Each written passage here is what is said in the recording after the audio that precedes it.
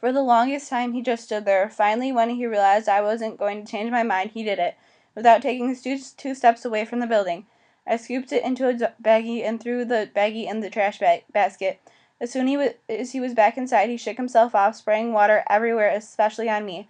All the way up in the elevator, he looked at me like I was beyond stupid for making him go out in the rain. The minute I opened the door to our apartment, I was hit in the face by a flying Nerf ball. Everybody was racing around screaming, Eurodora in her nightgown, Cousin Howie in his pajamas, Fudge, Minnie, even Tootsie. What's going on? I yelled. They were carrying on like it was the end of the world. Turtle took one look and ran, probably to hide under my bed. I caught Fudge as he raced by. Pete, he cried, Minnie let Uncle Feather out of the cage, and Uncle Feather's going crazy. He's not supposed to have free time unless Mom or Dad are home. I know that. So where is he? I asked, as Uncle Feather zoomed through the living room, dropping poop like miniature bombs. Pow! A direct hit on Cousin Howie's head. Pow! There goes the sofa. Pow! Pow! Pow! He hit the bookcase, the lamp, and the coffee table. My first thought was, Mom's not going to be happy about this. But then I thought, never mind, the furniture. We have to protect Uncle Feather. I started shouting orders. Fudge, shut all the doors except to your room. Eurodora, pull down the shades fast. Cousin Howie, we need to get the mirrors covered. I ran for the closet where Mom keeps the old sheets, but tripped over Minnie on the way. He was chasing Uncle Feather, arms outstretched, little hands in the air, as if he could catch a bird barehanded. Nice bird, nice bird. Tootsie followed Minnie, calling, Pete, Pete, birdie. I made it to the closet and tossed Fudge a sheet. Take that to Cousin Howie. Instead, Fudge threw the sheet over his head and kept running like a Halloween ghost. You could hear the thud when Uncle Feather crashed. He crashed into the kitchen window and fell, lifeless to the floor. My bird, Fudge cried. Suddenly it was absolutely silent in the apartment. Don't touch him, Cousin Howie said. I've been trained to handle situations like this. Everybody stay calm. Fudge, get a blanket. We need to keep him warm. Fudge came back, dragging the queen-size blanket off Mom and Dad's bed. Something small, Cousin Howie told him. A towel, I said. Get a clean towel, the small kind. And a box, please, Cousin Howie said. I ran into my room, dumped my baseball cards on my bed, then tore back into the kitchen with the box. We don't want to cause any harm, Cousin Howie said. He has to be lifted very carefully. Uncle Feather looked so small lying in the box, so still.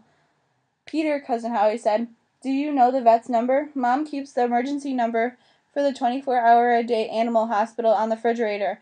I picked up the phone and dialed. I don't think I did a very good job of explaining the situation. I managed to get out keywords, Minnabird, crashed window, as if I asked if there was a pet ambulance. The voice at the other end said we should bring him in ourselves. We'll take the van, Cousin Howie said, throwing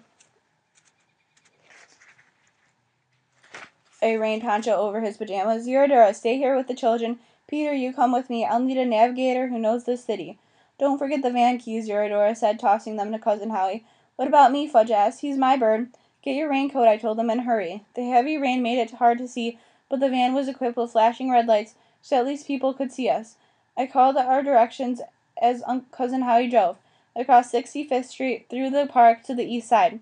Stay on 65th until we hit York Avenue. It's on 62nd between York and the FDR Drive. Fudge stroked Uncle Feather all the way to the animal hospital. He's going to be okay, right, Pete? I hope so. He has to be okay. I know what you mean. He can die, right? I just don't know, Fudge. You have to know. You're the big brother. I choked up when he said that and moved closer to him. Please don't die, Uncle Feather, he whispered. But Uncle Feather just lay there. Cousin Howie dropped us off in front of the animal hospital. I carried Uncle Feather's box inside the rain jacket. Fudge clung to my sleeve. The rain was still pouring down, so where's Fudge's tears? Let's have a look, the vet said once we were inside the examining room. He unwrapped the towel. Uncle Feather looked up at him. Well, look at that, the vet said, as if he was surprised to find a Minnabird. His name is Uncle Feather, Fudge said. Hello, Uncle Feather, the vet said. Bonjour, stupid. At first I thought it was Fudge imitating Uncle Feather's voice again, but when I heard it the second time, I was looking right at Fudge, and the lips never moved. The third time there was no doubt.